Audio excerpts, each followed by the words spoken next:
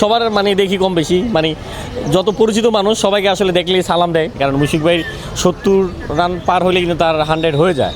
সে কথা বলতে আমি তো আগে থাকি তাদের পরিবারের সাথে, আঙ্কেলের সাথে খুব ভালো সম্পর্ক, আঙ্কেল এবং আন্টি সবার সাথেই।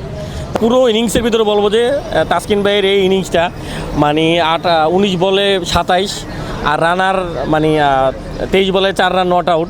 71 জায়গায় যদি 100 রান হতো, দিনটা মুশফিককে ভালো করে রাঙিয়ে তুলতে পারতেন, কিন্তু সেটা হলো না। আমরা যারা মাঠে দর্শক ছিলাম আমাদের আফসোস।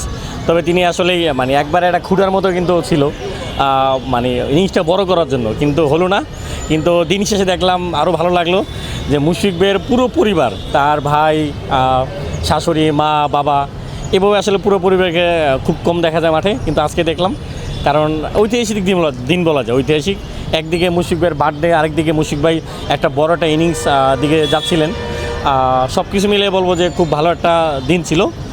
তবে যদি আরও 2-3 উইকেট যাইতো বাংলাদেশের, পাকিস্তানের, হয়তো আরও ভালো লাগতো। ওটাই ভাই, ওটাই। কারণ পুরো পরিবার কিন্তু এই আশায় আসছিল যে একটা সেঞ্চুরি হয়তো বা হয়ে যেতেও পারে, কারণ মুশফিক ভাই 70 রান পার হলে কিন্তু তার 100 হয়ে যায়। সেক্ষেত্রে এটা মিস হয়ে গেল। তবে তার পরিবারকে নিয়ে তিনি মাঠে গেলেন এবং কেক কাটলেন। মুশফিক ভাইয়ের হাসি দেখলে আসলে ভালো লাগে। কথা বলতে আমি তো আগে থাকি তাদের পরিবারের সাথে, আঙ্কেলের সাথে খুব ভালো সম্পর্ক, আঙ্কেল এবং আন্টি সবার সাথেই। তার পরিবারের লোক খুবই মিশুক। আর আরও ভালো লাগে যে মুশফিক ভাইয়ের ছেলে মানে আসলে বাবা যেরকম ছেলেকে ওরকমই শিক্ষা দিছে। সবার মানে দেখি কম বেশি মানে যত পরিচিত মানুষ সবাইকে আসলে দেখলেই সালাম দেয়। এটা আসলে দেখলে ভালো লাগে যে ছোটো বড় নাই, মানে সবাইকে সালাম দেয়। মুশফিক ভাইয়ের ছেলে খুবই ছোট, কিন্তু এই শিক্ষাটা মুশফিক ভাই দিছে, যেটা দেখলে আসলে আমার খুবই ভালো লাগছে। মানে যখন দেখা তখনই মানে অন্য পরিচিত যারা যখন দেখা যায় বাবার পরিচিত, বাবার আশেপাশে থাকে, মানে এটা খুব মুশফিক ভাই এটা খুব ভালো লাগে আমার কাছে। আর আঙ্কেলের কথা কি বলবো। আর মুশফিক ভাইয়ের মেয়ে, আমি জীবনে প্রথম তার মেয়েকে কুলে নিয়েছি আজকে। কুলে নেওয়ার পরে তার মেয়ে আঙ্কেল বলতেছে চলে আসো, বাবার কাছে যাই, ও যাবে না। আমি বলতেছিলাম যে আমি মনে অনেক ভাগ্যবান যে মুশফিকের মেয়ে আমার কুলে উঠলো আর আমার কুল থেকে যেতেছে না মানে। তারপরে এটা মুহূর্তটা খুব সুন্দর একটা মুহূর্ত ছিল। এটা দুর্দান্ত ছিল ভাই, দুর্দান্ত ছিল।